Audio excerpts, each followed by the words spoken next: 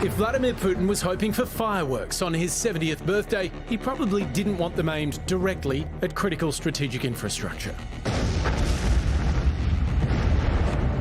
Extraordinary footage shows the moment an explosion laid waste to the Kerch Bridge, killing 3 people and partially collapsing 2 sections. The bridge connects Crimea to mainland Russia, a crucial supply line ever since the peninsula was annexed in 2014, and an expensive passion project for Putin, who personally opened it in 2018.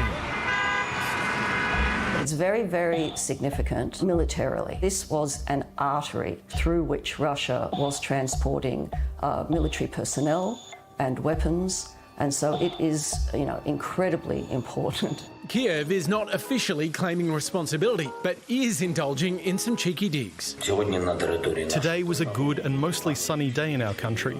Unfortunately, it was cloudy in Crimea, though it was still warm.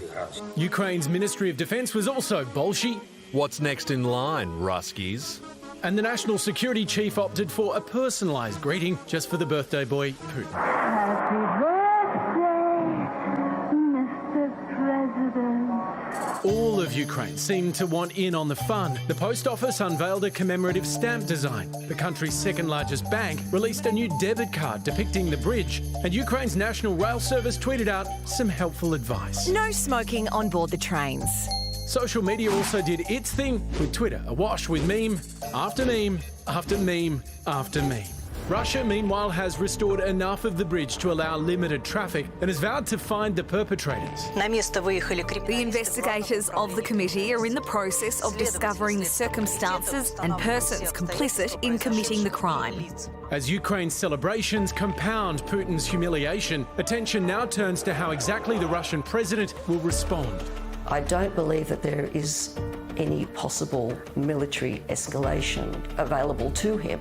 What he can continue to do is intimidation through nuclear threat. So, has this move shifted things in Ukraine's favour, or will it only serve to further enrage an already maddened foe?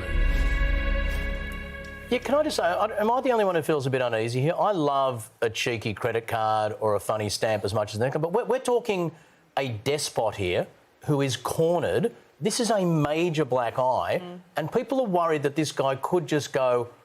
He's not the sort of guy who's going to go, OK, I think I've lost here, I'll take my toys and go home. There's a real risk he's going to go the nuke option. Every time I see something like this, I'm so happy for the Ukrainian people, and I'm terrified it's just going to push Putin over the edge. There's a story I keep thinking of. There's old interviews of Putin that you can watch on YouTube. And when something like this happens, I think about them. He tells a story of growing up in Leningrad in this terrible old apartment block that was full of rats, and he used to chase, as a boy, the rats with a stick. And there was one very big rat that he chased once with a stick, and he cornered it. And he tells the story that he had it cornered, it was pinned down, and then suddenly it just launched itself and jumped at his head. And he says it taught him a lesson. He said everyone should keep this in mind. You should never drive anyone into a corner. And I think about that so much during this war, and particularly when something like this happens. And imagine if that rat had a red button it could hit with nuclear weapons. This is really scary. I agree that it is scary, but I think scarier is Hamish's YouTube search history.